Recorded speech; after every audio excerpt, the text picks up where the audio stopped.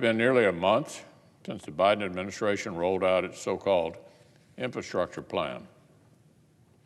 It quickly became clear their proposal mainly focused on everything but the things normal people call infrastructure.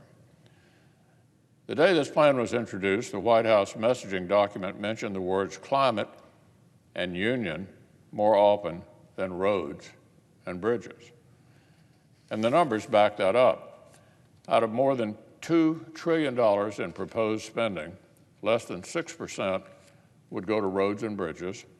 Even when you add in airports, ports, rail, and waterways, the total would still be exceeded by the amount going to electric vehicles alone. Even an Ivy League expert said using infrastructure to describe the totality of the bill, quote, does a bit of violence to the English language.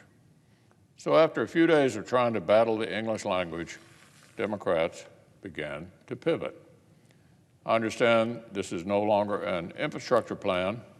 Now it's a jobs plan. But that turns out to be just as dishonest. This proposal isn't any more focused on creating jobs than it is on fixing roads. Even by the favorable metrics that the White House likes to use, this plan would cost Americans more than $800,000 for every new job that would exist 10 years down the road. Serious bipartisan legislation to rebuild American infrastructure could have a big impact at a fraction of the cost. This plan is bloated, unfocused. It's not a targeted recipe for better public works. When America actually puts our mind to things, we can do them. Remember Operation Warp Speed? But this isn't like that. This is a sloppy liberal wish list that would spend a lot and get very little in return. The far left has been bragging about all the social engineering and welfare spending that is stuffed into these proposals.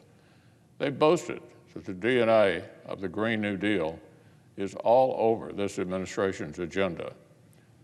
Roads, bridges, and ports are bipartisan priorities.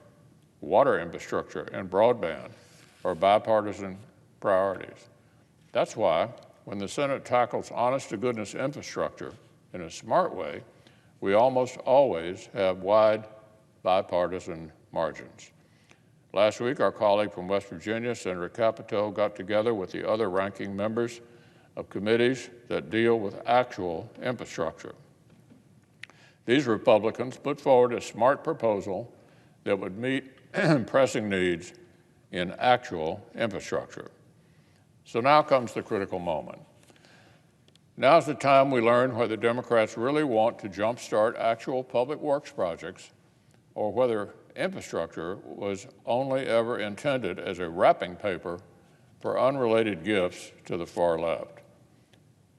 Remember what happened when Republicans went to President Biden offering a bipartisan compromise path on COVID relief. They were informed the Democrats were not interested in working together. So our country needs the administration to find a smarter approach.